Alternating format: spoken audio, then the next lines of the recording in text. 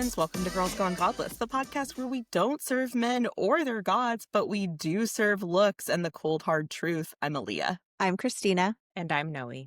On today's episode, we sit down with the incredible Eman, who is a super multi-talented artist, author, singer, and outspoken content creator that focuses on unpacking and educating about the harm of Abrahamic religions, particularly Islam, the faith that she grew up in. We love to see her fearless hot takes where she puts men in their place and educates the masses, all while being incredibly stunning and so damn smart. Welcome, Eman. We are so excited to hear more of your story. Eman, I just wanted to say, there's no way that the creator of the universe would ever want you to cover up that beautiful hair. And so that's how I know that Islam is false. I just wanted to throw that out there. You're hilarious. Oh my God. That's really an interesting point because I saw a video a couple of days ago of an African girl being like, the hijab is inherently anti-African because you're not supposed to compress this type of hair and, force it on a cover and hide it. And it's really hard to do that anyway with the texture of it unless you're damaging it. I didn't even know my hair was like this until 5 years ago when I got my first cut from a curly hair stylist. Oh, wow. And she's the one who shaped it for me and dried it like this. And I was like, what? This is its natural texture, but it was never styled like this. So it looked completely different. And just that alone gave me such a boost of confidence. I was like, man, to think that I was under the spell of covering my hair and my body for a man is just... No, I think I saw the exact same TikTok that you're mentioning because in African culture, your hair is what tells so much about you. It tells, where you're from. It says your age and your wealth and class status. So to cover that up is oppressive. And as a Black American, hair is a big part of our culture too. It's how we share love amongst one another. And so to cover that up just feels so automatically oppressive to me. Yeah. Right. I'm not sure because I don't have very much background in any religions. Is the covering of hair, is it to be closer to God? Because I know Catholics cover their hair too. In church, they wear hats or kerchiefs, stuff like that. There's a lot of religions that do. So I think that it started off as a spiritual thing because I know that in spirituality, your hair is kind of like an antenna. So your hair picks up energies from other people's fields. And so to just cover your crown is a spiritual act of closing off your energy field from being, stolen or interfered with. Okay. But I think that in the religion of Islam specifically, and I've done a lot of research on this, the history of it is so weird and demeaning, but they have convinced themselves that it's beautiful. And I'll explain how. Basically, the guy who originated the religion of Islam, his name is Muhammad. I'm sure you guys know of Muhammad. So he had a wife who was relieving herself outside because they didn't have bathrooms back in the day. And one of his friends saw her while she was doing that and was attracted to her because men, right? So he went back to go tell Muhammad that he saw his wife and that God should tell the women who are Muslim believers to cover their hair or whatever. And I think that at the time they covered their bodies regardless because they're in the desert. It's hot. You're not supposed to expose your skin to the heat unless you want to be cooked, Right, So right. in general, they were covering their bodies. But it wasn't until that friend of Muhammad said that to him. I don't remember what his name was. I think it's Omar. And shortly after, just perfect timing, right? God revealed a verse that was and tell the believing women to cover their hair and their chest and whatever. The worst part about this is that there were Muslim women who were sex slaves. And the Muslim sex slaves were not allowed to cover their hair because the covering of the hair was a class symbol before it was ever a modesty symbol. So the covering of the hair was these women are not allowed to be assaulted. And these women are not allowed to be approached and not allowed to be harassed, even though they're Muslim and whatever. But the other Muslim women who are sex slaves, do as you will with them because they're sex slaves. So it was never about belief in God and it was never about modesty. It was about male entitlement. It was about male ownership of women. It was this one is owned because her hair is covered so nobody can approach her. This one is not owned and she's a sex slave so I can do whatever I want with her. And the way that they've beautified it to be, oh, only your husband gets to see your body because other men don't deserve the right.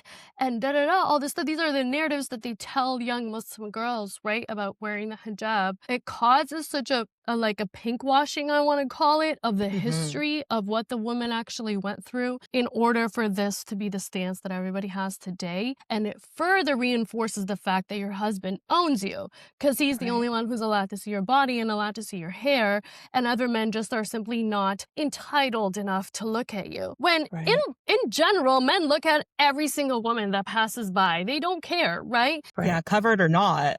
Covered or not, actually, like, sometimes I can argue that they look at you harder when you are covered because they get a rise out of not being able to figure you out. So they're like, let me imagine what her body looks like. And I always say this in my videos, we need to remove ourselves from the minds of men and to start thinking about ourselves and our bodies from our own perspectives. Because why should we as women have to walk around the world perceiving ourselves through these random men that we don't know and don't care about? And they have nasty thoughts all day long about everything. Like, it's not my fault. I don't care. And did it really even stop? Exactly. Did it stop the thoughts? And if it didn't stop the thoughts, how is that my fault? Well, it's like, why is the onus always on the woman, right? Thank you. The men are the ones that are looking at us lustfully, but we're the ones that have to suffer and have to cover our bodies and have to be modest and all of this stuff. But maybe they should be the ones who change their brain and not be pervy weirdos. You know what I mean?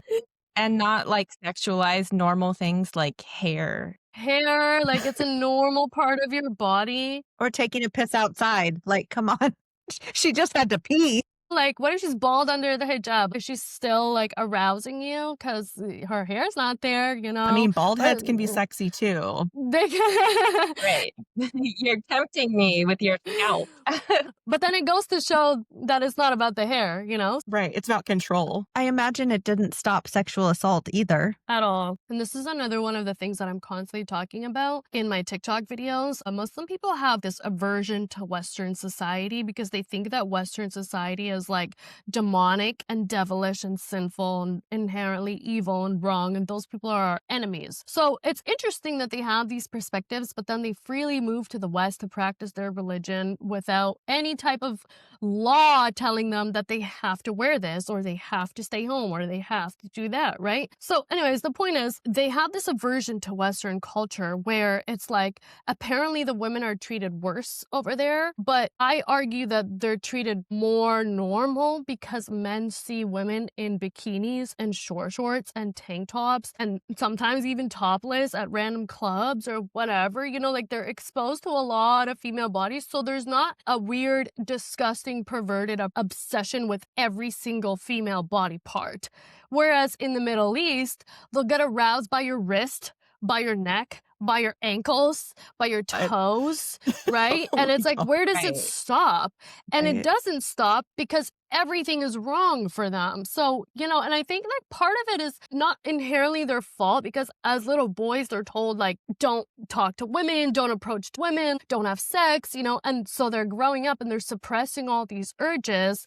And so it causes them to view the slightest piece of a woman's body as sexual since they have absolutely no experience with any woman regularly, like even in conversations. The schools are segregated. You're not allowed to be out at night if you're a woman by yourself. Like it's dangerous, and it's also built into the religion and built into the culture that there's not supposed to be like free mixing so that we don't fall into sin. But all that ever does is it makes both genders incredibly weird, and it makes men incredibly perverted because they don't even have face-to-face conversation with a woman. So when they see her in passing and they see a piece of a body part that they're not used to seeing, their mind goes off and they start creating all these stories in their head. And it's like, it doesn't need to be that intense. Like, we just need to teach boys, view a woman as a woman. Yes, you might be attracted to her. Yes, you might want to marry her. One day you'll have a wife. One day this and that. But for now, that's a person.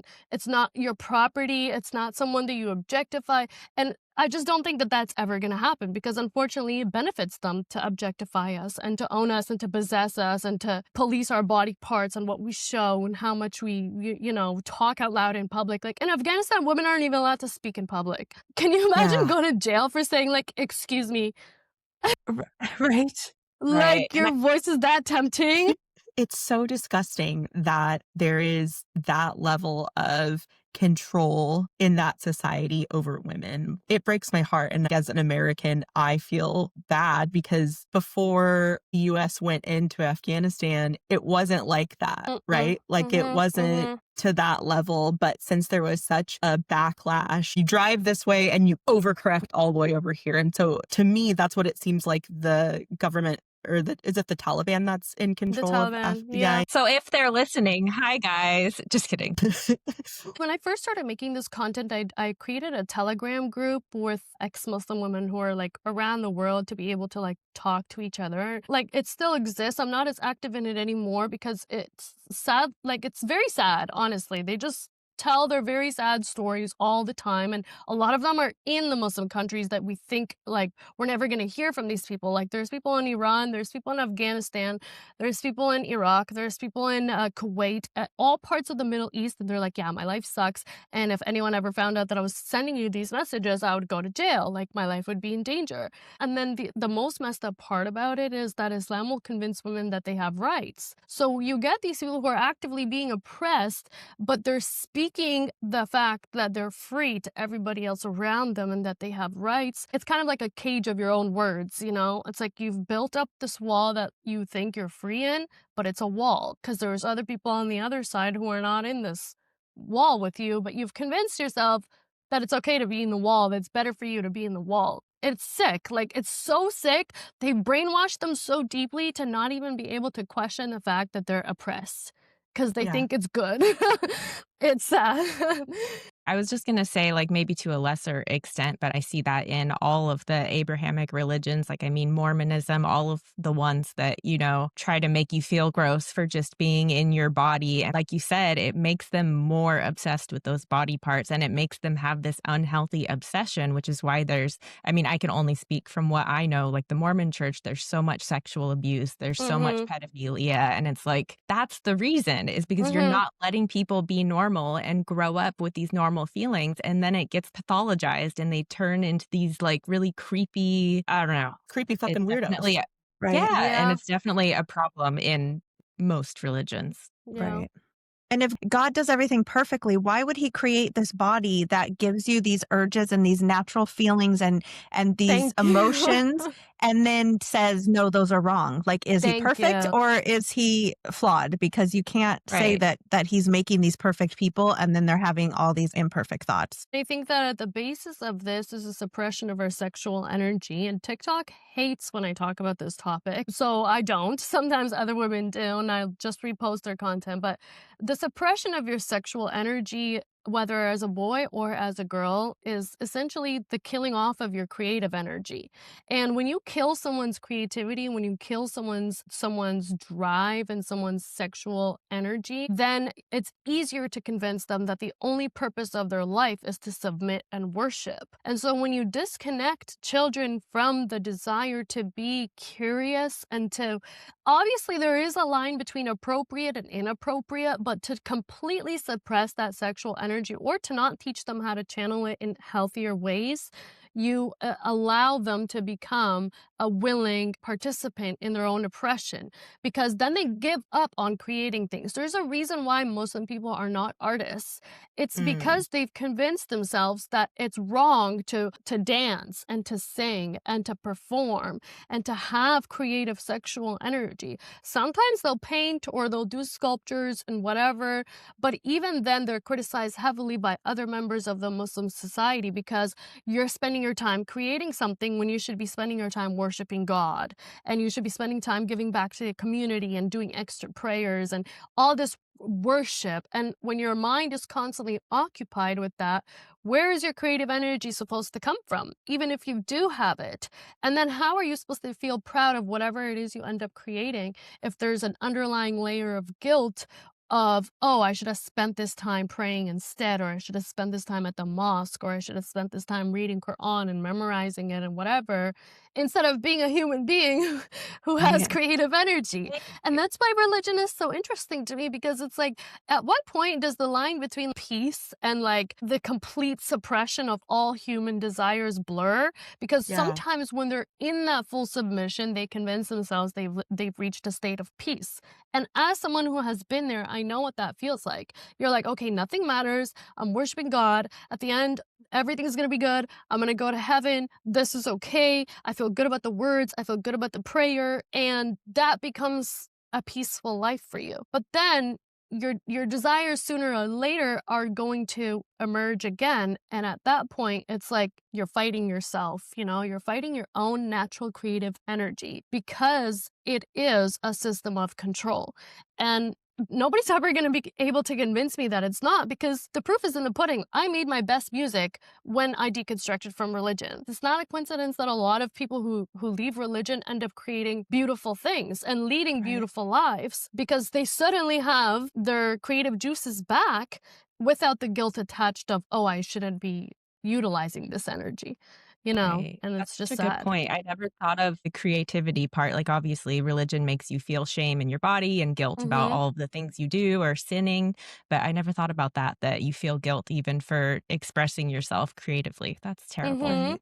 I don't know who said and it's demonic. Was it you, Oh, yeah, Christina, who I said did. it's like the devil? Yeah, they'll call it demonic, or they'll call it devil worship or whatever if you like paint a face, or if you're like exploring dark performance arts or just anything. We're on this planet to create and to explore. There's nothing that's inherently demonic about creating art, but because to them anything outside of worshiping God it can lead you to sin, then you must just stay in the box of worshiping God and don't And go out everything's of so that. subjective with art that you can create something completely innocent and somebody else will look at it and say that it's sexual or Yes. lustful or whatever. And Right. then if you want to create something that's sexual, it's completely different to you, and somebody could just pass by it and be like, "Oh, that's just whatever."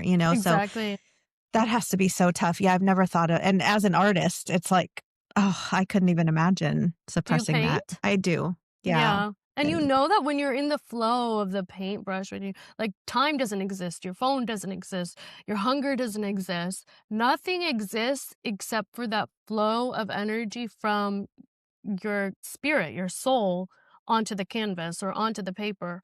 And I genuinely don't know how someone can look at someone who's doing that and be like, this is worse than not worshiping God. right. It's like you're kind of connecting to your higher self, and they don't like that. They You're don't like, you want shouldn't that. be in control of yourself or pursuing your passions. It should be all about God. One thing that has come to mind kind of recently, I mean, I've been out of church for 10 years, but like there's new Okay. things that come up all of the time. Mm-hmm. And Mm-hmm. it's been a new realization for me how much brain space that I have free and available for creative things, for just figuring out who I am and what I love and how to create my own world around me that I thrive within. And you don't have that brain space when you're in an organized religion or a high control group or a cult, which a lot of these Yep. groups are culty Are. because they Yep. control what you can eat. They control what you wear, they control your time, they control your thoughts, and so to have that freedom, like just the space in your brain, it's like when you delete a bunch of stuff off of your computer that you now have this space for more important things in your So much life. room for activities. So much room for So activities. Yeah. true. And the interesting part about that brain space is even when you're not using it for creativity, you're also not using it for overthinking. Like sometimes so I do some private coaching and with girls who already decided they don't want to be Muslim anymore. And sometimes I forget how deep the cycle of overthinking was because you're judging yourself from every angle and then you're weighing your judgments against your own desires. So you're both the victim and the judge and the person who has to serve the sentence at the same time in the same body. There's no space in your brain for any creativity. So sometimes they'll say something to me and I'll be like, how did you even reach this conclusion? And then I remember, oh, this is like layer 20 of a surface level Mm. thought that they have just continuously hammered into their subconscious until the thought's not even true. It's not even based on reality. It's literally just fear and projection and confusion. And it's sad because when they occupy your brain, you don't have time to critically think either. Yeah. So they Right. tell you something, you say, yes, this must be right. It's coming from a person of authority. You overthink it, you judge yourself against it, you judge other people against it. You don't have any space in your brain to think critically, to question. And that's the game. It's working very, very well. They gotta keep Yeah. you busy. No time to think for yourself. No time to think. Exactly. Yeah. Exactly. I was just gonna ask, like, can you tell us a little bit about your upbringing, if you want to, and, like, your story of deconstruction? Like, how did that start for you? Yeah, for sure. I had an interesting upbringing, and I learned this after telling my story on TikTok that apparently my parents are more on the strict side, even though they both immigrated to Canada. So they're both from Egypt. They chose not to live there, but then they brought the Egyptian and Arabic culture plus Islam over into Canada. So it was hard because in the home, I had to be a different person than I was at school. And at certain points, I would just completely disconnect in school because I didn't know how to exist outside of the identity that I was supposed to be in the house. So my parents very toxic and dysfunctional. Unfortunately, they're not together anymore, but they were when I was a kid.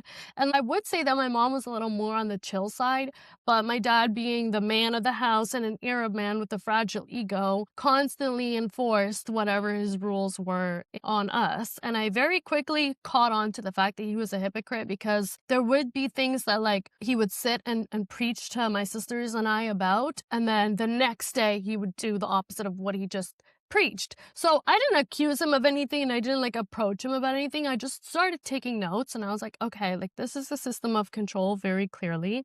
But I had the guilt of and the fear of hellfire so deeply embedded in me that I couldn't deconstruct while I was living in the house. And I moved out when I was 19.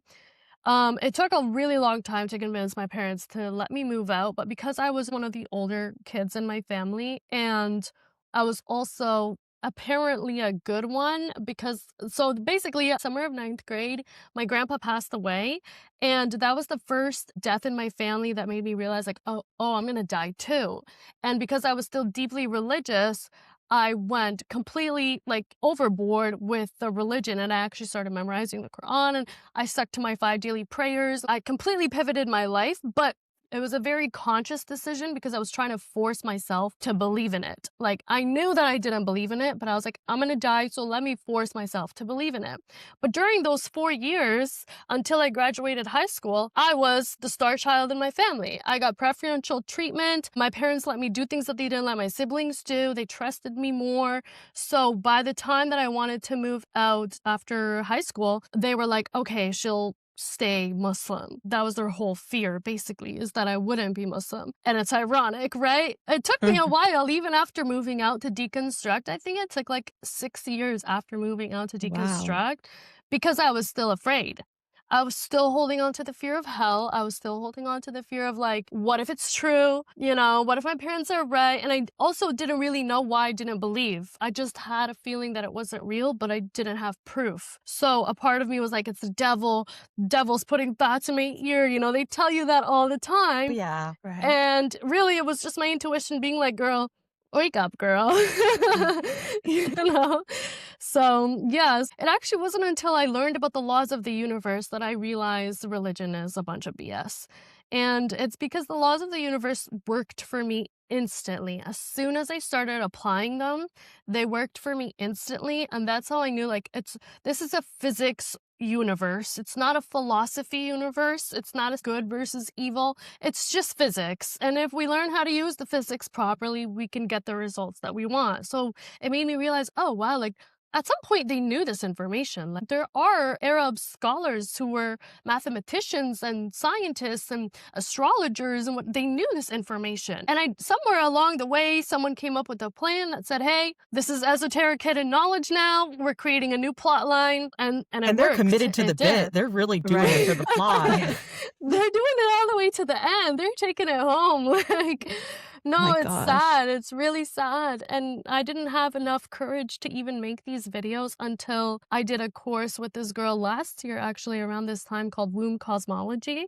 And she helps women release the trauma, the DNA of the trauma that is embedded in their womb. Because when you're a baby, what your mother is going through gets embedded into your nervous system. And as a woman, your intuition, your power, your mood stability, your hormones, all of that starts in the womb. So when I did a course with her and we did this meditation, there was an instance where I saw a flashback of what my mom was going through when she was pregnant with me. And it made me so deeply angry that I was like, there's just no way that this religion stuff is meant to benefit women. If it benefits men, I'm happy for them that they need these many rules to be good people. But for women, it's just never working in our favor. It's always being used against us. It's always being used to justify abuse, to justify misogyny, to honor kill your child, and to think that like that's a good thing because she dishonored the family. And it's like, so you care about other people's opinions over the life of your own daughter, and that's supposed to be godly and holy. Okay, Right. cool. One day I just woke up and I was like, I'm just going to start making videos about this. So I did, and here we are. I'm so glad that you did. Thank you. Like I said, I grew up Christian and, I've been out of the church for a long time, but I had a really close friend convert to Islam probably about a Wow. year and a half ago. And I lost that friend through that time. And like, I just cannot understand. I cannot understand how somebody in their like 40s, a whole entire grown adult with a career and like a 20-year-old decides to convert to Islam. When I first met her, she was in a BDSM polycule where she had a boyfriend and a Wow. girlfriend. So she like went the complete opposite. And so I still can't wrap my mind around how that has happened. So I guess one question that I have, and this is also like a question from one of our listeners, what Uh-huh. types of indoctrination and control techniques do you see that Islam uses? And do you feel like it differs from other religions and techniques and tools that they use to get people wrapped up in it? That is a very great question. And I don't want to make assumptions about your friend, but she probably met a Muslim man before she decided to convert to Islam. And a lot of the times, you don't know.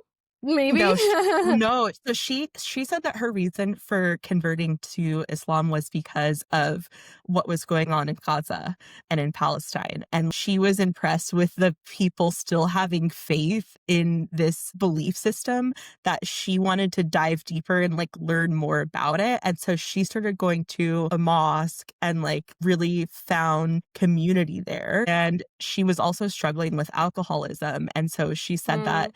since Islam helped her get sober and with the faith thing and the community thing, that she felt like it was divine timing for her. Well, I mean, that's a valid experience for her to find that. And I won't deny that there is community in the religion of Islam. But going back to your question, I do believe that this is one of the methods of deception and of manipulation is the community. Because on the surface level, you find a bunch of people who agree with the same ideas as you and the same dress code and lifestyle and schedule, even when it comes to Ramadan and prayer times and that sort of thing. So there is that sense of closeness, like, okay, I'm not alone in this, other people are in it with me. The issue is when you're a Muslim girl and you're born and raised in this community, everybody knows you. And because the girls represent the honor of the family, the girls are always more harshly judged and criticized than the boys. So the community becomes surveillance. It becomes a monitoring system used against you to snitch or to pit you against someone else or to make you seem like you did something that you didn't do. But you all pray together, so you're supposed to like these people and you're supposed to forgive them. And you're supposed to think of them as your sister and as your brother because you share the same faith. And I'm a very independent person, so I've always been against this form of like collective judgment and collective acceptance. Like I don't care to be accepted by a community at all, and I actually prefer when a community doesn't like me. Just like, okay, like cool. And that's because you don't find very many high quality, self-aware, conscious people in large groups in general. Self-aware, conscious people tend to isolate themselves because they don't operate the same way as everybody else. So unfortunately though, when you're isolated, you're dealing with something like alcoholism, you have childhood trauma, or you have other things that you've been through, you need a community of people to see you and to validate you and to tell you the things that you want to hear, such as your past is completely forgiven. A lot of people can't forgive themselves for their past. But that is Right. something that non-Muslim people are told in order to convert to Islam. And I've Mm. always thought that that's strange, because how are you telling me that I'm a born Muslim, but I've been judged for every single thing that I've done in my past, but this person who's not a born Muslim gets to convert at whatever age, and nothing that they did in the past matters at all? It's never going to be Right. held That's against them, not fair. you That's know? wild. I didn't know that. Exactly. And then there is an element of, like, when you convert someone, you get heaven automatically. So there's an element of, I got to make sure that this person converts because my spot in heaven is secured if they do. And the person who's going through the conversion process doesn't know that this is happening. They're just Right. happy that someone sees them and validates the things that they've been going through. And those are very human experiences. I completely understand what it's like to not belong somewhere and to finally find a place that you feel like you belong in. And for alcohol to be forbidden means nobody's going to force you to drink with them. Nobody's going to say, hey, come over, or whatever. So there is no temptation in that regard. But the people who are trying to convert you have completely different intentions and mindset than you. And unfortunately, the common way that they're able to get away with this is the gaslighting and the manipulation of, oh, you're chosen, you're special. Mm. This is a once in a lifetime experience. Nothing in the past matters. And these things, sure, maybe in the religion itself is true, but it is manipulation, because you're not telling the person that's converting to Islam about everything that's in the book. Okay, Right. and the book has some very questionable things. So, for example, every time I bring up a verse on my TikTok, they tell me that the context is not correct, right? And this is Mhm. how I know that they did this on purpose, where they didn't let women be scholars and they didn't let women go to school. Because it doesn't take much for a woman to see the context and be like, this is a bunch of bullshit. Right. Like, men have to philosophize about this stuff for 15 years before they reach the same conclusion that I reached with 15 minutes of thinking time. Right. This is what I say about men and empathy, and like when men have to go take psychedelics to understand I that other people understand. have feelings, just to like feel the way we felt as like kindergartners. It's just like we need a matriarchy, Literally, We are honestly. literally, light honestly. years ahead of you. Ahead Light of years them. ahead. And that's why they Right. can't fathom that we're able. So another way that they gaslight you is by automatically placing a judgment on you that your life without religion is sinful. Even if you lead a better life without religion, they automatically project onto you that you're a hoe, that you're for the streets, that you just want to hook up with random people, that you just want attention, you just want to drink and gamble and do all these sinful things like the Westerners. This is their narrative. When in reality, the people who end up leaving Islam are the most educated about the Quran. Like, they're the ones who read it the most, who understood the stories, who put two and two together, and who realized, wait, sure, maybe there's some good things about Islam, but the overall weight and pressure of sticking to this religion is just not worth it in my life, because I can lead a better life without this. And this for me is particularly evident when it comes to when I used to pray as a Muslim versus when I meditate now. And I didn't know how to meditate in the past because I thought it was just about quieting your mind, the same way that I thought of prayer was just about performing a ritual. And in Islam, the prayer ritual is very deep. Like, you have to do a water cleanse first, and you cleanse multiple parts of your body. Then the girls have to cover their hair and they go and they pray, and there's certain things you have to say, certain movements you have to do, and it's 5 times a day. So it's a whole thing. Like, Gosh, yeah, right. literally, like, That's a it's lot. a whole thing, right? But I never felt connected to God when I was doing that. And there would be instances where I'd be praying with people in the mosque and they would be crying during their prayers. And I remember just thinking to myself, like, why can't I cry? Like, why don't I feel connected enough to cry? And it's because what they're seeking is external, and what I was seeking was internal. And so I found it in meditation by going inwards into my body and by listening to my body's intention. It's not about quieting my mind, it's about listening to my body. So now when I do meditations, the number one thing I focus on is breath, because if I can slow my breath, I can come into my body. And then I actually speak to my body and I tell it, like, to show me what the issue is, and it pings me every time. Like, a part of me will start tingling or vibrating or moving or shaking, and I understand whatever I'm going through at that moment in that particular time. And sometimes it brings me to tears. And then I realize, oh, it was an emotional release this whole time. The people who were praying in the mosque needed an emotional release. And Yeah. I also needed an emotional release, but my emotional release didn't come from prayer. So it's so weird to think about how much of human psychology and just human nature in general is codified into like sin and good deeds under the guise of religion when it's just emotion and desire. Like if we can become intelligent enough to understand our emotions and our desires, we don't need a religion because we would have the tools Right. to sit, to feel, to process, and then to come to our own logic. Like I don't like when people make it seem like you need a religion to think when religion is the thing that turns your brain off. Right. You know Right. what I Yeah. mean? Completely the opposite. It's like think these things, do these things, don't think for yourself. And out of everyone we talk to, it seems like no matter the religion, it's always the same experience, whether it's the Book of Mormon or the Bible or the Quran. It's like the more people learn and educate, the better the people are, usually, the more they leave religion. And it's like, you don't need that for your You don't need morals. it. I've never understood that.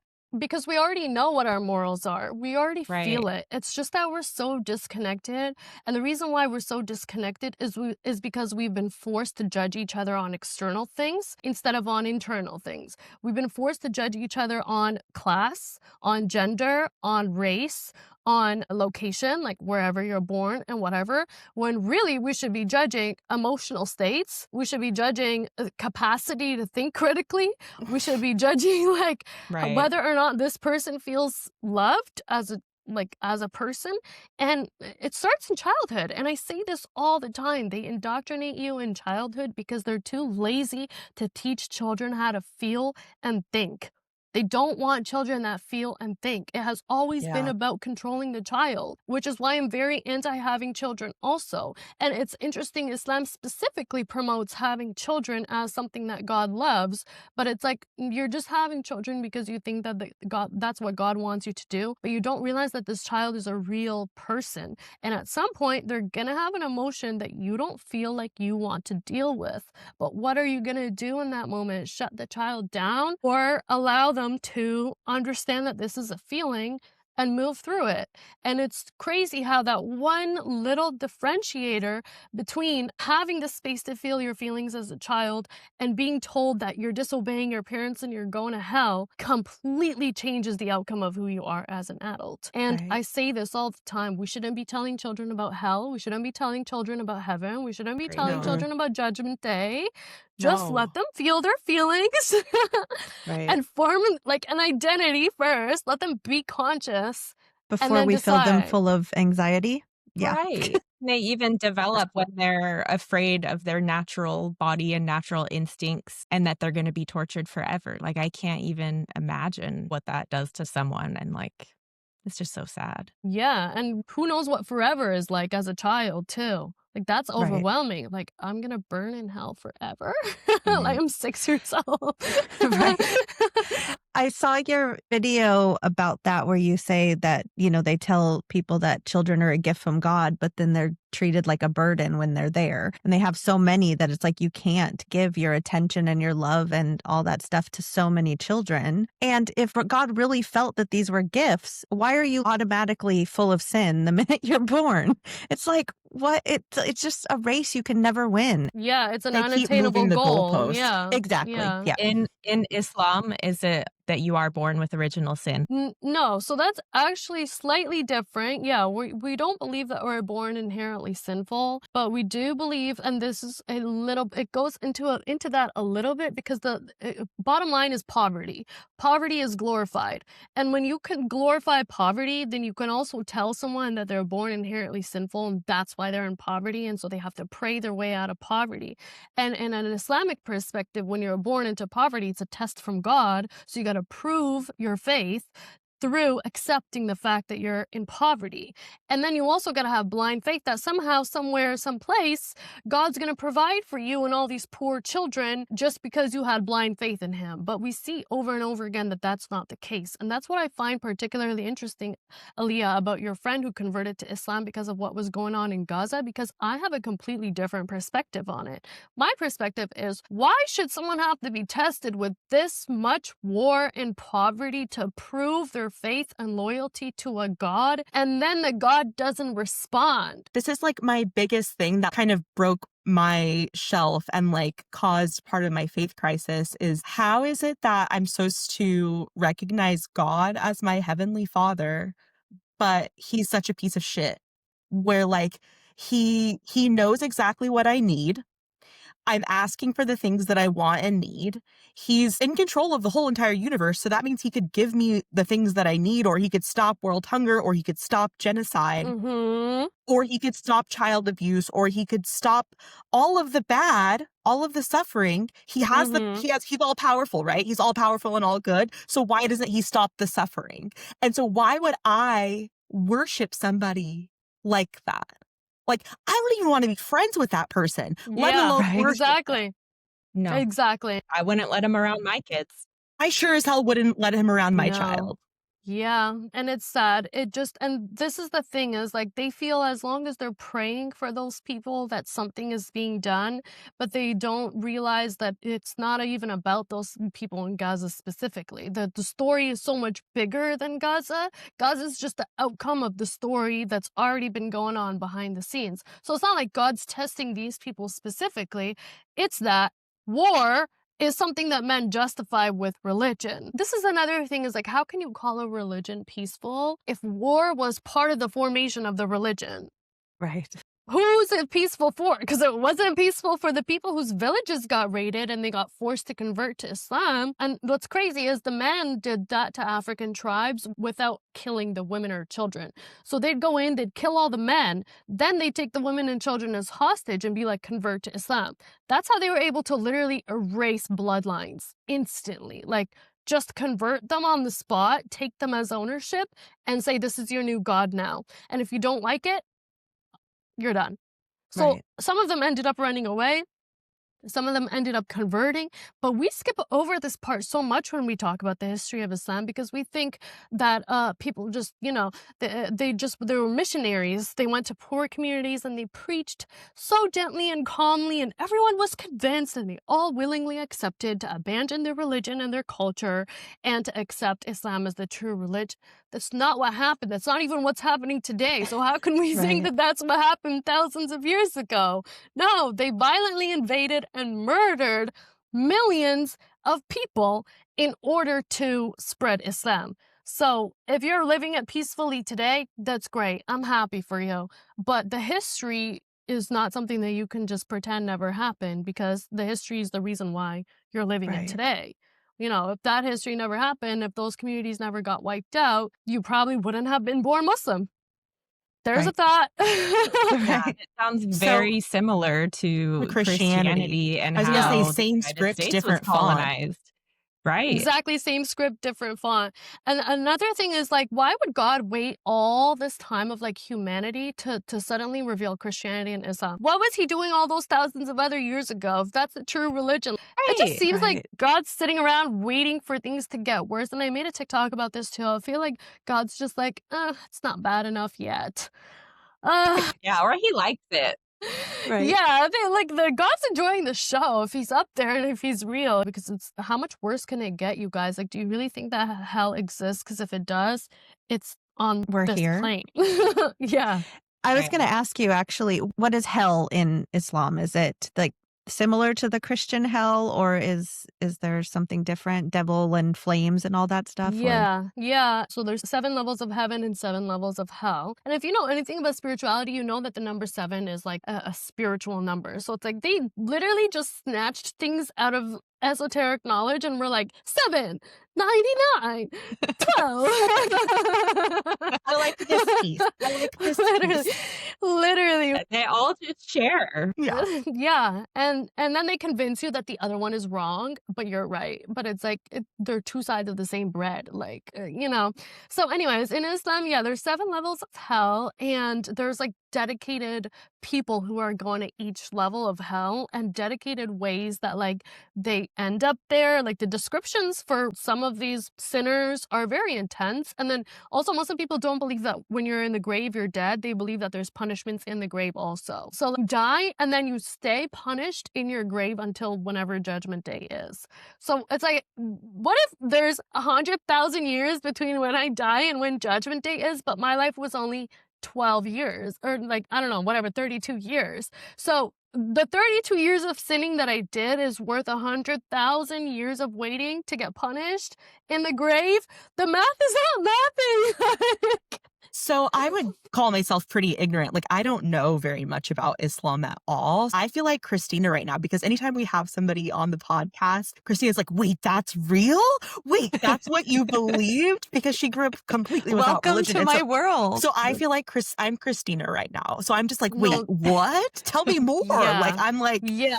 what do you And you mean? have Like, to what are like the pray for layers? protection. You have to pray for protection in the grave. So like the opposite's always true. So if you're going to heaven, then your grave is rainbows and butterflies until Judgment Day and whatever. There's so many stories of people who like went to graveyards and they like heard things and saw things and whatever. And it's like, yeah, that's been true across all of humanity for as long as we've been alive, because we know that in the cemetery, in the graveyard, is where the veil is thin between, you know, living and dead. So you might have heard something in the graveyard that was a bird, but because your mindset is a raccoon, but because your mindset is hyperfixated on, oh, the people who are here are getting punished pre-Judgment Day, you go back and you tell everybody else that you heard so-and-so being punished in the grave and they were screaming and crying, and so it must be true. We all need to pray and repent. And it's honestly a mental illness, because it's like, how much of my life is supposed to be occupied thinking about death and the afterworld?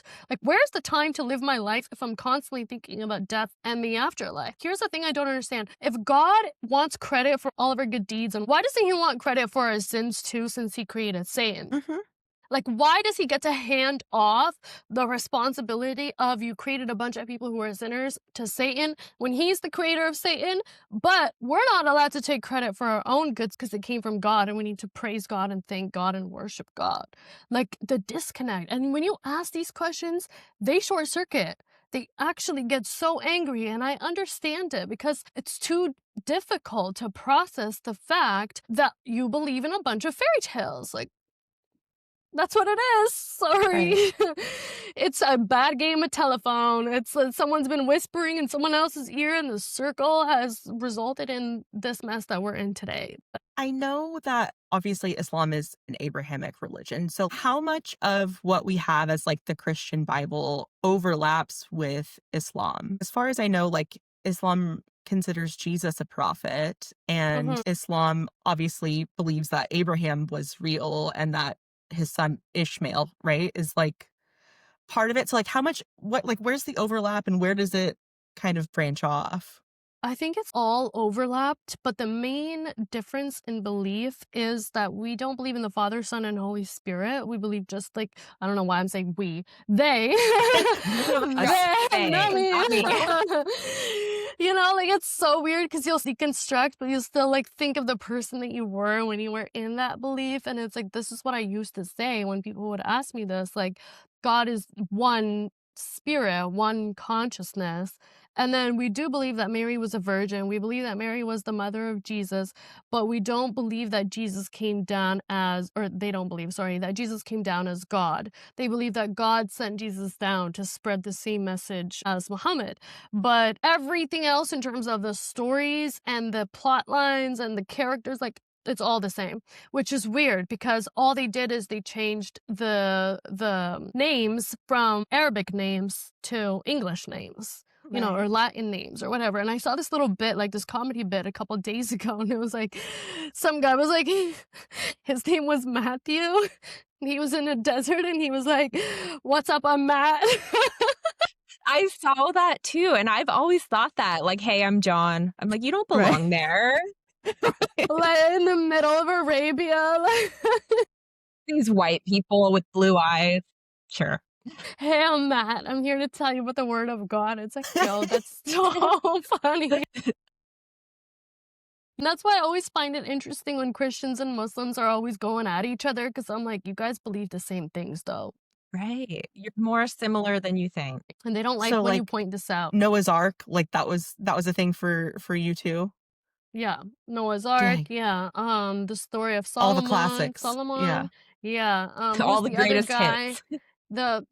Abraham was like about to slit his son's throat or whatever. Yeah, all Love those that That's my one. stories are favorite one. hilarious. Yeah. Yeah, no. Oh, JK. Didn't want you to actually kill him. So speaking of that story, like, what do you think the conversation was like on the way back down from the mountain between Isaac and Abraham? Do you think it was like, hey, like, sorry about that, can I buy you dinner? Or like, Don't tell anyone this happened, okay? Just right, pretend it between was me and you. okay. Between me and you, this was just a joke. I'm so sorry for traumatizing you forever. LOL, JK. April Fools. JK. April Fool! Maybe that's where it started. If That'd I be was so Isaac, I would funny. not want to go hiking with my dad ever again. Ever again. Ever again. And then, okay, and here's I don't know how much time we have, but I do want to talk about the As much as you correlation want. of, okay, We love awesome. you. Because in We're obsessed. Stay forever. Yeah. thank you. I love you guys too.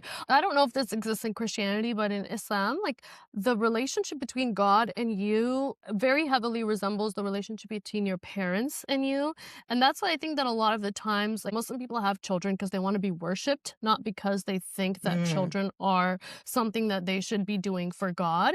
Because if you could convince yourself as a parent that you have authority and, guidance over this child, this soul, then you can convince the child that they're worshiping God by worshiping you. And so you essentially become their God. Interesting. There's so many verses and emphasis about obedience to parents and about staying within the family and about, your parents' approval. Like there was a story of this guy during the time of the prophet. He was about to die. So they went to go call his mom and he asked his mom, like, are you happy with your son?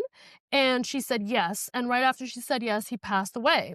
And it was like, oh, he wasn't able to die until he got his mother's approval that she's like not holding any grudges against him. Okay, mama's boy. Jeez. Oh, that's so interesting because Aaliyah and I were talking recently. I have 2 kids and she has 1, and we kind of don't relate to a lot of other moms who like want to have tons and tons of babies. Not that there's anything wrong with that, but we just don't relate to it. And it's interesting to see it from that perspective because I come from a Mormon family and you probably know they have shitloads of kids. So I'm like, okay, that makes more sense if they're, these people that are supposed to worship you and also do housework because they view their kids that way. That makes a lot more sense why they would have so many because they don't have to tune in to all of the needs. Whereas us, we're like, more I want than to one. pour everything into my child. I'm at my max capacity with 2. So Yeah. that's something I hadn't thought of. That And makes then a the lot. kids are ridiculed for like not worshiping their parents. It's almost like the kid is supposed to be pouring into the parent instead of the other way around. Which is And like it mind-boggling to me. Like, how is a child supposed to fulfill you? They just got here. They don't know what's going on. Like, my child doesn't even know how to blow her own nose. Like, To be clear, she's a baby. She's a baby. she's It's 18 true. months in a week from Aw, now. so But like, cute. oh my God, she's so cute. Like, she's the best Yeah. thing ever. But I didn't have a child because I wanted to be worshipped.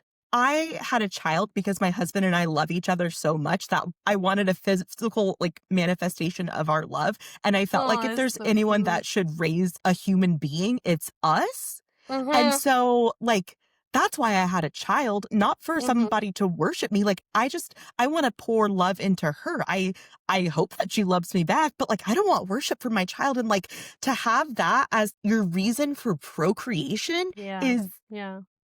Wild. Yeah, Right. yeah. Sometimes that's not necessarily the reason. I'll tell you what the reason is. That most of people have a narrative that the proof that Islam is a true religion is in the numbers. So they'll constantly say things like Islam is the fastest growing religion.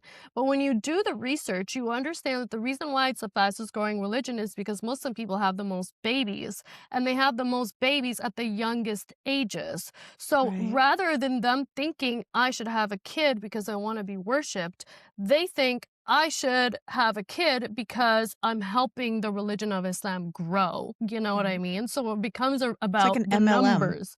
Well, I was gonna say, like, it sounds like Islam and Mormonism have way more in common. Like, Yeah, Mormonism is Yeah. just mayonnaise Islam. I think so too, Right. girl. And you have to wear garments also. Yeah, there's a control over what you can consume in terms of, like, food or beverage. Because, like, in Mormonism, you can't have coffee or, like, caffeinated drinks or, like What? yeah, you can't have coffee, Hot Not drinks. just no alcohol, but like none no of that. no Yeah. cigarettes, no coffee, Why coffee though? because Joseph Smith said so, and he is the prophet, so Yeah. I mean, I So crazy. specifically You know, remember that's so drinking a cup of tea when I was like 19, and my grandma looked at me and she was just like, avoid for a the cup of tea. appearance of evil I'm like, because it hey, looks I'm like like, if you coffee. only knew the Oh other my shit I was God. doing. Can I tell you guys something about that though? Tell me Because that everything, just yes. sparked something that I just put two and two together. So in ancient esoteric communities, cacao is a sacred plant, and when you make cacao, you can communicate with your ancestors and with the unseen. So I wonder if the banning of coffee had to do with the demonization of the cacao plant in general, because maybe they knew it was connected to spirituality. Because Possible, but, like, Interesting. it's also just there's, like, a lot of just weird stuff, but, yeah, there's also, like, the control of what you can wear because Mormons, the yeah. ones that are, like, in the highest level because there's also levels to heaven in Mormonism just like there is in Islam. Wow, You interesting. if you're at the highest level, then you also wear the sacred garments underneath all of your clothes to have this remembrance of God on you all of the time and also to keep you modest. Like I said, it's just Interesting. same script, different font. Except they Yeah. get to show their shoulders now this Which is year. brand new. That That's just came brand Really? out. new. Yeah. 2025, God was like, you know what? Shoulders are fine. Who did God send this memo to though? I'm The curious. president, Some the CEO of the corporation of the Church of Jesus Christ of Latter-day Saints. So crazy. I think we would all be like, I don't know about Mormonism and how much people believe it's true, but I think we would all be better off if we would just accept that religion has some true components, but it's not perfect in general. And the reason why people can't accept that it's not perfect in general is because they need something that's going to allow them to just not think too deeply about what to do. And I think that that's really sad. Like when we come to this conclusion where we realize that a majority of people just don't want to think, they literally want to be told what to do. We understand why they say things like Islam is a perfect religion or whatever. Because as soon as you say, well, if it was a perfect religion 5,000 years ago or however many years ago it was, why isn't it a perfect religion today? They'll tell you, oh, it's because Muslim people don't practice it right. But the analogy I give is, okay, if you take like a perfect fish tank and you drop a bunch of healthy fish in there, you're operating under the assumption that the fish are going to stay healthy. But if one of the fish gets sick and you keep it in the tank and it makes the other fish sick, you can't argue that the condition of the tank is perfect, because it's not anymore, because the sick fish has infiltrated the rest of the tank. So a container can't be perfect and also contain a bunch of imperfect parts. It's just not perfect at that point, and we can just say that it's not perfect, because if it is perfect, you're holding people to this level of, oh, don't question anything, it's already been done, it's already been figured out, you're just the wrong one, the blame always comes back down to you and how your lack of faith is affecting your life. And no, there is nuance to everything. Sometimes we just have a question and it's like, well, if I can't question it because it's already perfect, then I have to abandon my own cognitive ability, and I go into a state of cognitive dissonance because I just reject the fact that I have questions. Then the people who question become your enemies, because it's like, why are you raising questions about things? It's already perfect. It's already done. No. Every single book like ever written has at least one little typo in it. Like nothing is perfect. Even Right. a song that you think is perfect is not perfect to the artist who made it.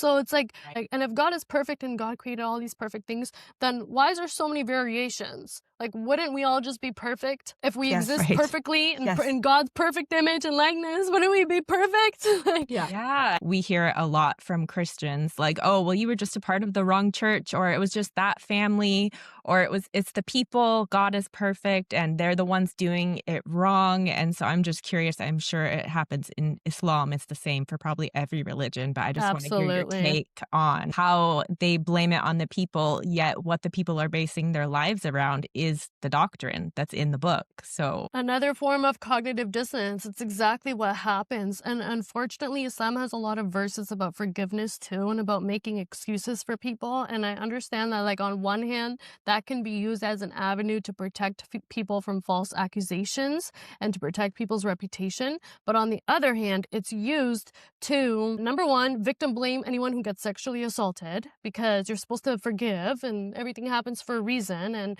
God destined this, so it's part of your path, and da da da.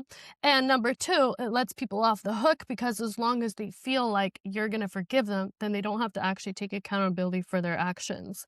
And then it goes into the whole, oh, well, that's just your family. That's just that person. That's just Mhm. this specific context. But when I make videos, I get people from all corners of the world telling me that they had the same experience. So is it really a one-off thing? Or is right. it the common thing that we're continuously pretending is not the common thing? And yeah, it happens in Islam as well. And it happens because it's uncomfortable for people to take accountability and to realize that they're following a doctrine that's flawed and that they don't actually know how to use their brain for themselves. And that it's uncomfortable for them to hold perpetrators and people who hurt other people accountable. It's easier to make the victims forgive their perpetrators and their abusers because then there's no surface level conflict. The conflict moves into internal quiet conflict, which is better for a community to manage than, pointing fingers and being like, well, that's a predator. Well, my husband beats me. Well, this guy did this to this girl. And they don't do it to just girls. The sick part is they do it to little boys too. Because when they force the girls to stay inside, the boys are the only ones who go outside. So if a group of men in Tunisia or Morocco or wherever are horny and they see a little Right. boy, then the little Right. boy gets victimized. And then it's like the cycle repeats and continues. And the thing about Right. little boys is the abuse that they face is not ever taken seriously. And so they continue to do it to other people. Right. Whereas when girls get abused, they shut down and they keep it internal for the most part because they think it's their fault. So you have two dysfunctional children that are going through the exact same thing and that are causing a further sick society because we keep saying that we're supposed to forgive. And there's nothing wrong with forgiveness, but forgiveness without accountability is just you being let off the hook. That's just Yeah. what it is. You're just letting a bunch of criminals loose. Yeah. Why? Because they think that God's going to take care of it on Judgment Day. They really, truly believe that on Judgment Day, God's going to hold all these people accountable. Like, God has a really long list of people to get through then. Right. It's like, why not just do Right. it now? Like, why wait? Like, Yeah. Cut out the so middleman and just stop the abuse. yeah, how about Yeah. that?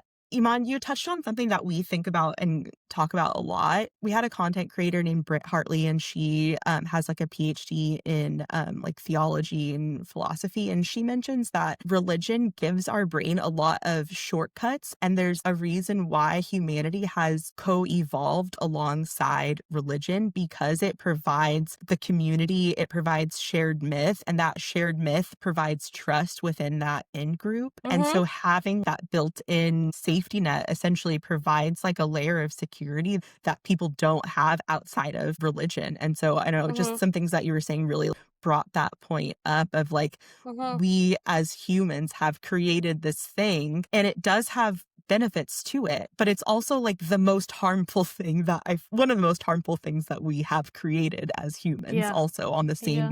I think you said on the same side of the bread or Yeah, opposite side of the yeah, toast or same side of the something. Yeah, bread, yeah, yeah. yeah. Right, like, it's all built in. You don't have to consider what your morals are. You don't have to build your own community piece by piece. It's this very easy, like, "Okay, this is what we all believe, and we have this built-in community." So I understand why it's so important to people, but you're just bypassing all of the really important stuff to let someone else decide for you. I don't think that we even need to necessarily be spending all our time thinking either, because I do agree that like sometimes you don't need to think about things, you need to feel. And I think Mm, that when we pretend that we're not allowed to feel, or that when we pretend that we don't have feelings, that I was this type of person up until recently where I was like, I don't have to deal with it, I don't have to acknowledge it, I'm fine, it doesn't matter. But your human nature is to feel. So you wouldn't have a nervous system if you didn't need to feel emotions. And so I think that like when we say, oh, well, we don't have to think about it too much, no, but we do have to learn how to feel things, and we have to learn how to feel things together, because when we're all feeling things independently, we think our feelings are the only feelings. Just like when we're thinking things collectively, we think our thoughts are the only thoughts. But there right. is no practice within religion for everybody to feel together outside of the physical act of prayer. So I know in church, like they sing and they do the hymns and whatever, and in mosques we pray and we read the Quran, and that's a shared activity of, you know, vocals or of movements or of a certain exercise, but it's not the shared experience of feelings.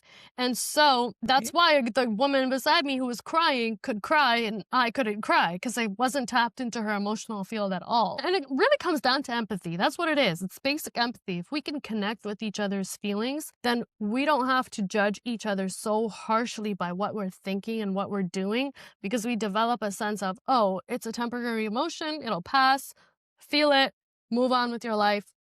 God's not Right. going to punish you for that, you know? And it's simple. It's so simple. And that's what they need, because you can tell that they've suppressed so much of who they are as people in order to be accepted by this group and to convince themselves that the thoughts that they're having are true, but their feelings are telling them otherwise. And that's why they lash out when they see someone like myself or you guys on the internet talking about something else, because they say, no, she doesn't have the same thoughts as me. How dare she? But they don't realize Right. it's not about the thoughts, it's about the feelings. You have certain thoughts that were placed there because you were told that you're not allowed to have certain feelings as a child. It's basically damn near impossible to indoctrinate an adult to believe in religion. Like, they have to be willing to go do their own research and to convert, because adults can understand and know when you're trying to force your ideas onto them. But we do it to children so easily and without thinking about it, because it makes them easier to control. And then those children don't realize that that's what they were going through. They grow up and they think feelings are not for me, men and women, you know, they think I don't need to feel, I'll just pray about it. Yeah. And they pray about it, they don't get what they want, they don't get a response, so they become helpless, but they cover up their feeling of helplessness with guilt and shame. Oh, I'm not being faithful enough. So the guilt and shame becomes the fuel of that person's wrong, that person's my enemy, you're not doing this correctly. And yeah, the control that they want to have over themselves, they project onto other people around them. And especially parents do this. But, you know, siblings do it to each other, friends do it to each other. And yeah, Sounds exhausting. it's exhausting. Like, Christina, I wanted to ask you actually, like, did your parents ever like fearmonger you about anything? What was it like to grow up just not having that at all? no, no, they didn't. I didn't even know that Christmas had anything to do with religion until I was probably like 10. Like, I Wow. didn't know that it was like a whole Jesus thing. Like, we Hmm. just didn't talk about that Oh, stuff. wow. Nobody talked to me about hell or heaven or any type of punishment after we died. Nothing. So you had the freedom and capacity to just like be a child. Yes. That's Yep. literally, I think, so important. I did. Yeah. And, and I had trauma and I have, similar experiences. I had a stepdad that wasn't very nice and they felt that they kind of messed up with me. So they actually put my sister in Catholic school. She went to Catholic school from kindergarten until high school. But every time I did something or rebelled I think there was regret that they didn't maybe, Because that was the raise problem. me with raise me with religion. But my Yeah. sister ended up being, tattooed bisexual just like me. It didn't matter that she went to a Catholic school. So but yeah, even then with her going to Catholic school, I never let it. I just one ear Wow. out the other. If I had to go to church with them for any reason, it was like, nope. It just would not stick in my Yeah. brain. Yeah. It's always so funny to me when they're like, I don't want my kid to be gay, so I'm going to send them to an all girls Catholic school where they're all in mini skirts and they get to live together. I'm like, oh, oh, Yeah, like, Yes, because that's please how the send me there. Right? it's the Yeah. most interesting thing. The whole like suppression of homosexuality under religion is a completely different topic that I could talk about for hours and hours. But I do think that it's particularly interesting that they have this belief that homosexuality is a sin, especially in Islam, but they also believe that men and women should be segregated, like separated. So it raises the question, well, anyone who knows anything about sociology or human interaction, like human psychology, will tell you that, first of all, who your child is around doesn't affect their sexuality at all. But if it did, hypothetically, then would it not make more sense for men and women to mingle? For there to be reduced homosexuality? Because then the men who are attracted to men would have a harder time reaching the men, and the women who are attracted to women would have a harder time reaching the women, but they don't see it that way because they don't even think that homosexuality is real. And homosexuality can't be influenced. I know this, I believe this, but I'm just going along with like their mindset and their way of thinking, because it's like, hypothetically, if you could change someone's sexuality, the most likely way would be to not constantly have them around people of the same gender, and it's just so weird to me, because a lot of Arab men, a lot of Muslim men are undercover homosexuals because they're not allowed to be, so they have to keep it low key. And I feel for the women who end up marrying these guys, because to their family it's like, oh look, he has a wife, like he's not gay and whatever, but he'll never be at home, he'll never give her affection, he'll never have sex with her. Like if they have a kid, it's like one kid in 5 years, and it's like, God knows Right. how they did that. And Yeah, now you're turkey forcing baster. two people, you're literally To forcing fuck. two people, though, to fuck and to like pretend to be attracted to each other for your own ego, for your own validation, to be like, oh, look, my son married a woman. He's not gay. There's nothing wrong with him. What? Yeah. That's Like, yeah, and that's just like the smallest level of what that is. We have yeah. a guest and he talked about that and I never looked at it from a male perspective. Like he was gay, he got married to a woman because that's what you did in the church. Mhm. And they were told like that's what you do. You have to have sex. And we think about the women like, oh, they have to have, sex against their will technically because they're not, but I've never really looked at it from a male perspective. Like he had to have sex with her and he didn't want to. And that's, that sucks for him. And It's that's, traumatizing. it is very traumatizing. Yeah. So, And then you have to have a child with that person, and then you have to love the child, but you know how the child was conceived. I really believe in not conceiving children out of hate. Like when people say make up sex and whatever, drunk sex, whatever, I'm like, no, that's all hateful sex. And if you have children from hateful sex, your children are going to be embedded with the frequency of hatred. Like they're going to know that you hate them.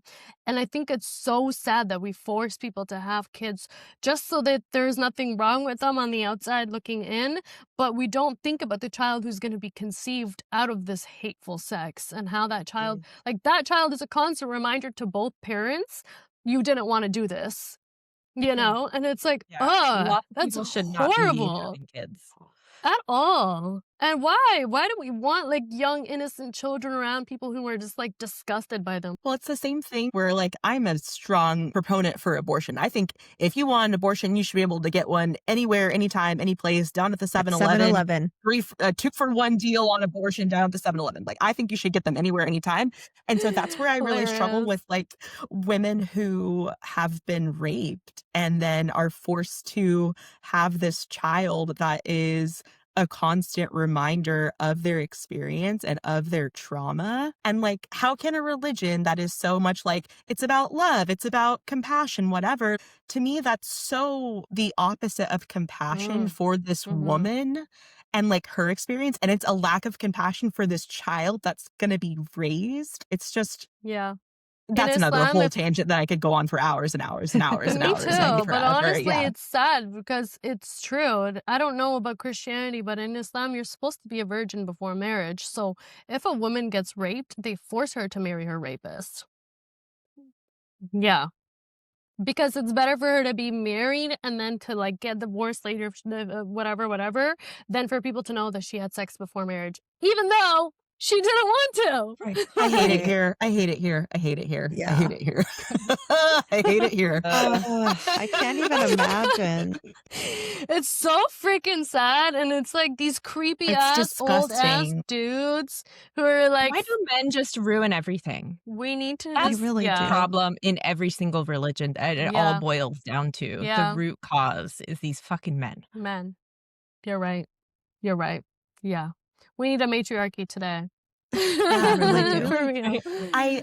I heard a really interesting point, and I had not considered this, but I think humans are like one of 3 species on Earth where the women go through menopause. And somebody was bringing up, and this point was like, why is it, if one of the most important things that we do as a species is to procreate, why would it be that as a species, the woman who is the carrier and giver of life, ability to have a child ceases at some point in time? It must be because she has a higher calling than creating children at that point in her life. And it just so happens to be when you're at a point in your life where you've got all of this wisdom, you know, in you. So like maybe women should be running the world at that phase of their life because they have all of this wisdom and they have the free space to do it because they're not bearing children anymore. Yeah. And they Right? zero fucks. And to add to that point, all of the other animals that go into menopause, they are all matriarchal. Like that's I heard the this biggest too. connection. So Yeah. amazing. It makes so much sense. The male ego is such an interesting thing, you guys. Like, truly, I don't know if they're born with the audacity or if they, or if it's gradually being enabled in them. But I can't imagine walking around constantly being offended by so many things to the point where, like, I create destructive systems because I'm Right. offended. You And know what I start mean? wars. That's Yeah. right. Just start blowing shit up because you're mad. We've all been offended at some point before as women, even as young as like, Right. I want to say 6 years old is probably where you experience the first time that like a girl doesn't want to play with you or doesn't want to be your friend. And you're like, how Right. dare you? But like, I've never started a war over that. War with Right. these- I've never killed anyone over that. That's I'm what I'm serious. saying. Or like when they're like, these school shooters, they were bullied. I'm like, I was bullied relentlessly and I didn't pick up a fucking gun. Mm. You know what I did? I went to therapy. That's a part of the script that they flipped on us, because when you actually interact with men, you realize how much more emotional they are. And it's not a bad thing to be more emotional. It's the fact that they're constantly in denial that they're more emotional that makes them dangerous, because we know that we're emotional sometimes. We're not in denial of the fact that we're Right. emotional sometimes, which is why we have our full range of emotions. But when you deny that you're emotional, then you don't feel anything. You don't feel happiness, you don't feel joy, you don't feel disappointment, you don't feel regret, you don't feel guilt, you just feel anger. And that anger is what they've deemed as socially acceptable for men to feel, which is why they feel so justified when they start wars and they do all these horrible things, because they're mad, because their little big boy feelings are hurt. And it's like, Right. Right. And I think men don't realize how much the patriarchy affects them too, because it's like they're not allowed to feel sad or soft. anything. The only acceptable negative emotion is anger. So it's like, it's not doing you guys any service Any either. good. Yeah. Sometimes you have to cry. It's fine, bro. You're not going Right. to grow a vagina. Like, it's Right. okay. And even And the if we ones did that- grow a vagina, vaginas are great. fine. Then you can Right. fuck yourself and leave the rest of us There you alone. go. And no one has to deal Yeah. with you. Yeah. Yeah, exactly. It's sad when they do, have healthy emotional, and they're like self-worth and they're self-aware, because then, the men are saying that they're not manly enough. We have to take the keyboards and microphones away from men them. for We really do. And then we Yeah. need more podcasts like this too. Like, do you guys know anybody else who has a similar podcast? like non-religious or anti-religion. There's There been a are some out there, few. but I we're the think but I best. think we're So very unique just with who we are as people I and, like, love our the name too. perspectives. Girls Gone thank you. Godless. We Yeah, I were love almost it. a different name, actually, and Yeah. I don't think we've ever talked about it before, but we were gonna be called, Blessed Be the Bitches, but Ooh, okay. I like them both. I really like Girls Gone Godless though, because it definitely It like felt gets the more message across. important to not have a curse word in the title just for possibly, like, who knows? I mean, we Yeah, still curse all true. the time, but we're like, maybe it shouldn't be, maybe like, just not in in the the title. Yeah, logo. Front and Yeah. yeah, center. Yeah, I yeah. totally get And then it. my husband was like, he's like, "I know that women reclaim the word bitches, but, like, I don't think you guys are bitches." And I'm just like So That's Yeah, cute. very sweet. no. That's if a we could have cunt in the name, we would We have done would, that. But yeah, we yeah, can't. So yeah. we'd never get a sponsor.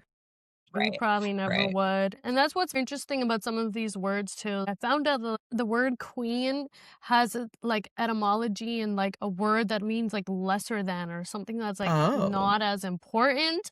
And the word cunt actually means what we think queen means, which is well, interesting. How did they flip that That's on my us, favorite right? word. I love And that so now you great. know why they I try to love make it. like demonize it because it was actually like Right. an empower. I wonder what the actual etymology is. You might have to Google it That after, might be but my deep yeah. dive later on.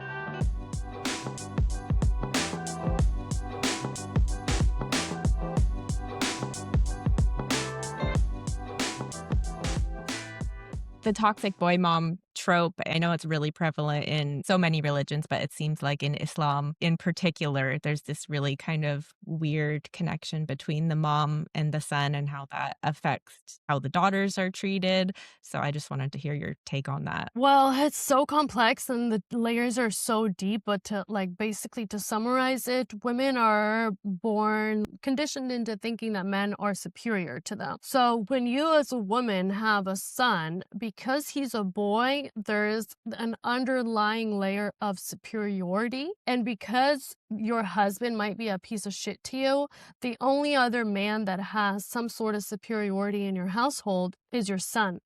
So, in order to protect yourself as a woman, you prioritize the son and pedestalize him because of the fact that he's a boy, because you think that it's liberating you in some way to almost submit to this man, even though he came out of your body. And that's how deep the misogyny is in the Islamic religion, because a boy can at some point have like there's this word called mahram in Arabic, which means like provisioner or provisionary, I guess. Someone who's like almost like a guardian, you know, over a woman.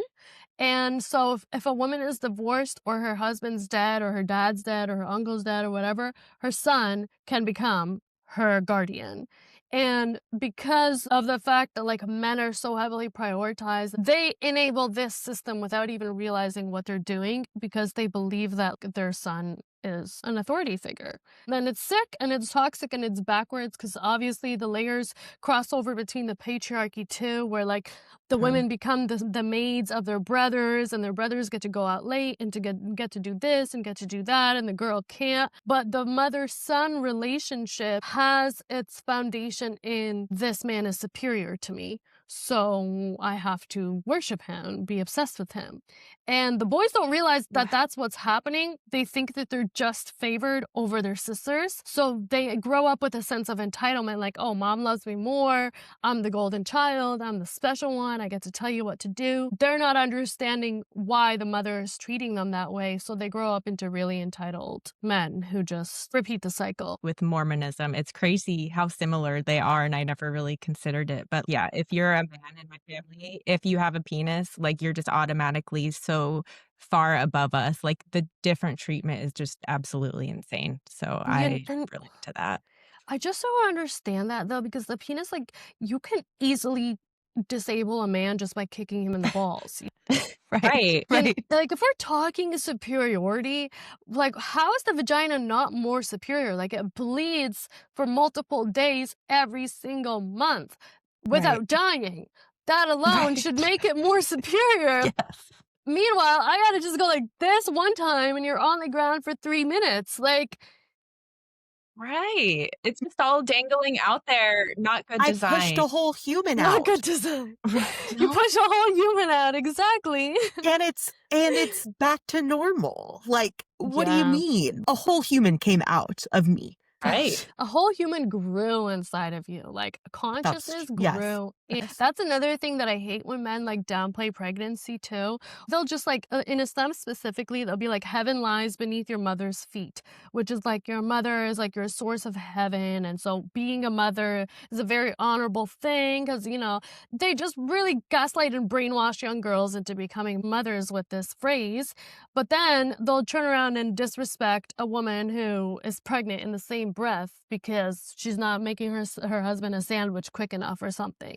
Right. And it's like, wait, well, like, how am I supposed to be growing a real person inside of me and also serving a grown ass capable man at the same time? You Right. know, Yeah. there's nothing No. wrong with serving your husband, making a sandwich for him, whatever. Like, I think that those are acts of love for sure. But when it's enforced through this idea that God wants it to be, and it's your duty, and you must, Mhm. and you're sinful, and you're allowed to be punished if you don't abide by this, then it becomes less about, okay, I'm doing this because I love you, and more about, I'm your slave and you're my master. Here you go. Here's a sandwich. Like, Right. and who wants to be in a relationship with someone like that either? I dated a guy that was like kind of a simp to like at some point, and sometimes I was just like questioning, like, why are you doing too much for me? Like, this is pissing me off. Like, stop. Like, I can't imagine being constantly flattered by that, and that being the thing that I'm seeking in a relationship, which is what most men are and get flattered by, but then they get easily bored by it at the same time.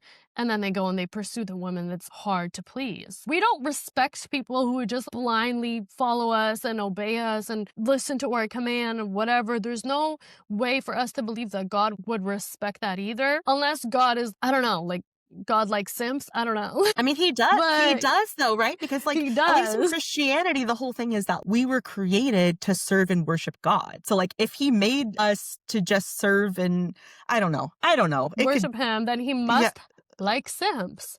yeah. That's a He, good video conversation for later. like, he Right. just wants people that just are going to bow down to his, Every everything. desire. Yeah. I think there's something there with like we can convince religious men that they're just being simps and they're weak, and maybe that might trigger something in them because they That hate it's not being weak, alpha you know? for them to worship Right, a because man. they don't Right. care that they're controlling Sounds women. They gay. don't care that it harms them. Right. I'm like, it's a little gay that you kind of worship a man. I don't know. Right. A male And figure, yeah. With we long talk about it all the hair. time. Right. Right. Who wears a Jesus dress? was a soy boy. Where's the dress? We talk about it that, women create life and you can see it. Like you can see women get pregnant and have babies, but man is the one who created everything. There's no fucking way.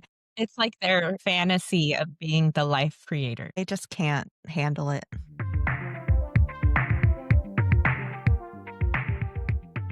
I wanted to ask a little while ago, and I totally forgot about tithing. Is tithing a big part of Islam, or is that more like a Christian greed thing? I think tithing specifically is a Christian greed thing, but in Okay. Islam, you are supposed to donate 10% of your annual salary. So it's not like every time you go to the mosque, you don't have to donate. No, nobody's going to force you to, and there's no payment involved for attending the mosque. But on a personal, individual basis, one of the foundations of being Muslim is donating 10% of your annual salary to a charity. So most people will do it when they do their taxes, and then I don't know where the money goes, So you can pick but charity. yeah. Yeah, you pick the charity, you pick where it goes. That's a lot better. Yeah, I think so too, because it's between you and God, and it's not about like, oh, look at me, I'm donating. But I do think that sometimes, like when they would do fundraisers and things like that, there would be pressure to donate, but it was never mandatory. Interesting. Yeah. Aaliyah, can you quickly share what it was like tithing in the Mormon church and what happens at the end of Yeah. the year if you don't? Yeah, because Yeah. I think she would be interested. Oh my Yeah. God, let's hear Yeah. this. Okay, so Noe mentioned she grew up Mormon, so she was like a Mormon child, but like I was Mormon as an adult. So that's also like Oh, where okay. the differentiation lies. So as an adult, you are expected to pay 10% of your tithe to the Mormon church. So they have official little tithing slips, and those go into an envelope. And like it's one of the carbon copy papers. So you fill out one side, you Wow. tear off a piece. It's a very official thing. And so the church has a record of how much you've tithed over the year, and you also have a record of how much you've tithed over the year. And then at the end of the year, you go to your bishop for a meeting, and it's called tithe settlement. So you're supposed to bring like your W-2 or your pay stub with you to see like how much you made that year, and Right. they confirm that you have tithed appropriately your 10% of your No income way. for the year. And if not, you are expected to cut a check like right then and there. And that's to remain in good standing with the church. And so what that means, if you're in good standing with the church, you are able to hold what they call a temple recommend. And the temple is seen as the place where you do like the highest level of spiritual ordinances. So to be like able to be accepted into the highest level of heaven, you have to be a temple holding member. So in order to have your temple recommend, you have to be in good standing financially with the church in order to So if reach you're the poor, highest you're level. going to hell. Well, you're going to the lowest level of heaven. You're going to the Yeah. poor people heaven. That's where you're Yeah. going. Yeah. Pretty Yeah, much. that's where I'll And be. so the other thing about that's like really just, I mean, there's a lot of it that's just really messed up. But if you are not in good financial standing with the church, then you are also not eligible for what they call church welfare. So if you do just so happen to like fall on hard times and you need money or food, that the church has an allotted budget to give out to members. And they also have what's called the bishop's storehouse. So it's basically like a place where you can go get food. But if you're not in good financial standing with the church, you are not eligible to receive that help. So it's a business. Mhm. 100%. It's a business. It's not a religion. It's not a religion at all. It's a business. We That's did a deep dive crazy. into the church finances, and they have $300 billion in assets currently, and 200 billion of that is managed by an investment firm. And so since, of course, the church is operated in the United States, all of that money is tax free. This is a whole other tangent, and I really do want to wrap up here. But like we mentioned earlier, like Mormons can't drink coffee, can't can't smoke tobacco, can't gamble, not really supposed to have energy drinks. But when I was looking at the money that the church has invested through its investment portfolio, it has investments in Dr. Pepper, which owns Keurig, the coffee pod business. Wow. They also had, I don't think they currently do anymore, but they also had investment in Philip Morris, which is the tobacco company. So like the church is using the money that the members are tithing, the members who are not allowed to have coffee, they're using that to invest money into these companies that go That's against what crazy. the church teaches. So it's Right. some really deep levels of It's insane. Really weird. hypocrisy.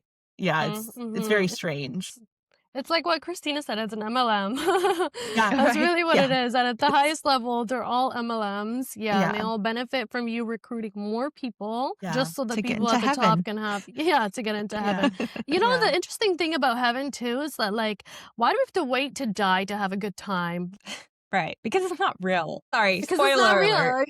Like, Spoiler because it alert. doesn't exist. Sorry, You heard guys. it here first on Girls Gone Godless. My bad. Heaven's not real.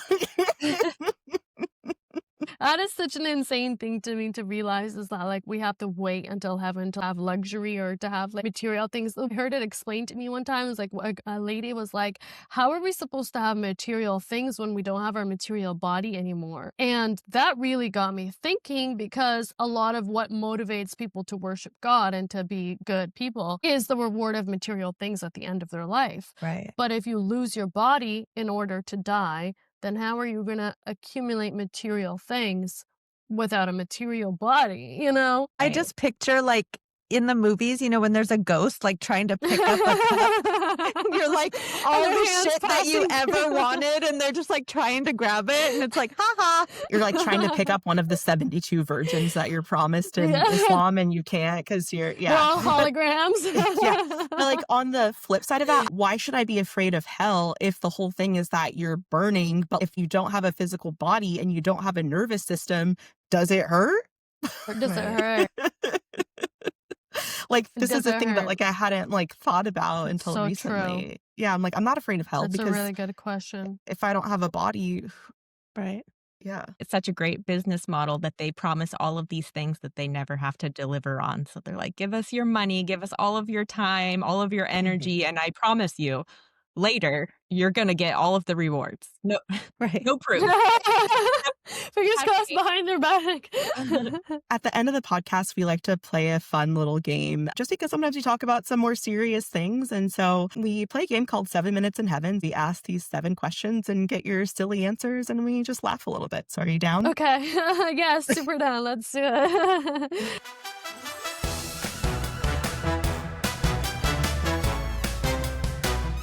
Question number 1, fuck, marry, kill. Jinn, which is that like a genie in Islam, right? Yeah. Yeah, okay. So that's 1. Moses, but he won't set down the tablets, and then or a random man who's riding a camel in the desert. Oh my God. Fuck, marry, kill. Okay, definitely fuck the Jen. Yeah. Be an experience. Yeah. Marry Moses, because if he doesn't put the tablets down, then I can do whatever I want. And he can't touch you. Period. And kill the random man in the desert, because why would a man be there? Right. Yeah. Okay. Number 2. That's my favorite answer ever. Why would a man be there? Why would he be there? Okay. Just why would Why he would be a man there? be anywhere? Okay, continue. Okay. Number 2. What was the most ridiculous thing that you believed in terms of scripture or doctrine in your past religious life? Oh my God. Damn, there's so many.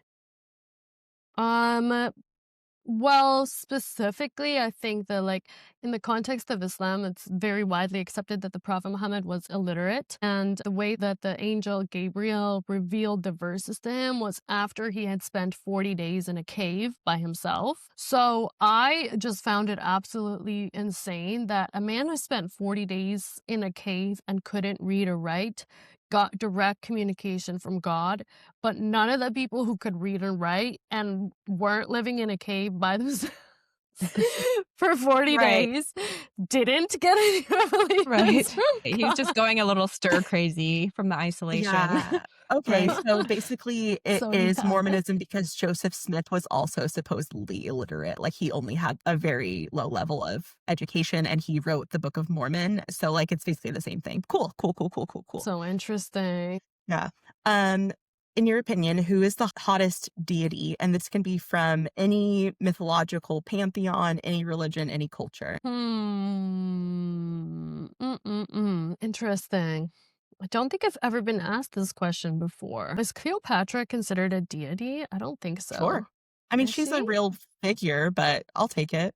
I love Cleopatra because she was a badass. She spoke 9 languages. She was really intelligent. My favorite story about her is the fact that like she wanted to go to Rome to see Julius Caesar, but she knew that like they would probably kill her if she just like walked up on him. So she rolled herself up in a carpet that was on a boat to Italy. And she knew that the carpet was going to get delivered to Julius Caesar's castle. And so like when they delivered it, she rolled out and like was like, "Boo, it's me." Here I am. Yeah, and I think that's that awesome. Cleopatra has a lot of the goddess energy of Isis also. So I don't know if she was Isis reincarnated or what, but her story always appeals to me. So I'm gonna have to go with Cleopatra. Good Yeah. one. Number 4, what's your Jello salad? And basically what this means is in Mormonism, Jello salad is like the dish that's at every potluck, every gathering, whatever. And for me, it's still a guilty pleasure of something that I enjoy. So do you have a dish from your upbringing in Islam that you still enjoy today or that you would still make today? I mean, I grew up in Canada, and the thing about Canada is like we were never separated by ethnicity because everyone was an immigrant in Canada. So in the mosque, when we would would do the Ramadan dinners, we would have food from all different ethnicities. And one of the things that I remember my siblings and I used to routinely go back for was samosas. I don't know if you Yeah. guys have ever tried Yeah. samosas. Mhm. Freaking Oh, love yeah. samosas. My cat is named Pakora, like, the fried Oh, that's so veggie. cute. Yeah, so big Indian food fan. That is Yeah. so cute. I love it. Yes, Yeah. they're kind of similar, but yeah, samosas. I'm gonna go with samosas. Love that. If you were to start a cult today, what would the uniform be? Oh my God, I love these questions. I've never thought about this before. Damn, I don't think about starting my own cult, but if I did, everyone would have to be in a belly dancing outfit. Hell yeah, I love this. Sign me up. That's hot. Yeah, we would. That would be the cult. Is just belly dancing. I love it. That would be so hot too. Like, how would you be mad at a group of people in belly Right? dancing Just, outfits? or For no sure. men People allowed. just living their No best men life. allowed, exactly. Yeah. Or the men have to wear the belly dancing outfit too. Right. Oh my Okay. God, that would be so Uh, funny. Number 6, what's your favorite curse word? Motherfucker. And then our very last question, what is your guilty pleasure? Kind of is a guilty pleasure, but kind of not. But I love to be stoned all day and eat. Hell yeah.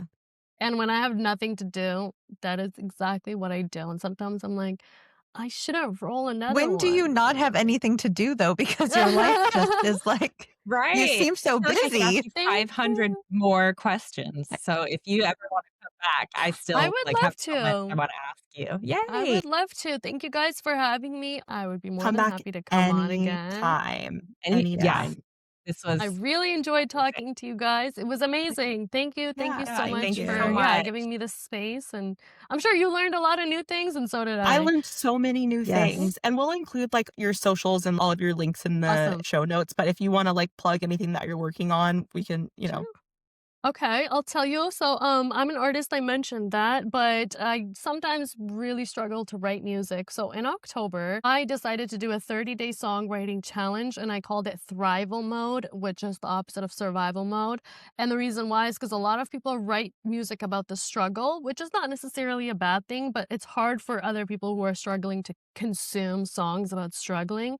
So I turned my pain into passion, and I wrote 30 affirmational songs. So that's love what I'm this. working on currently. I wrote them on live on TikTok every day for 30 days in October. Oh, And I created a amazing. separate TikTok page for that. It's called Eman Got a Life. So Awesome. that one is where I post all my music. So if you want to plug Perfect. that one in as well, that would be awesome. sure. It's definitely hard to record 30 songs, but writing it kidding. was okay. Yeah. Yeah. I can't even do one, so I'm amazed. Right. And I know you have like a Thanks. website and all of that, so we'll just link all of that and you can find Perfect. it in the notes. My website is emangetalife.com. I'll put it there too. All right. Well, Thank you so ladies, thank you much. so much for your time. I Thank really enjoyed you. speaking with you you. all, and I'm so excited to see this episode live. Hallelujah, I am saved, I'm so glad I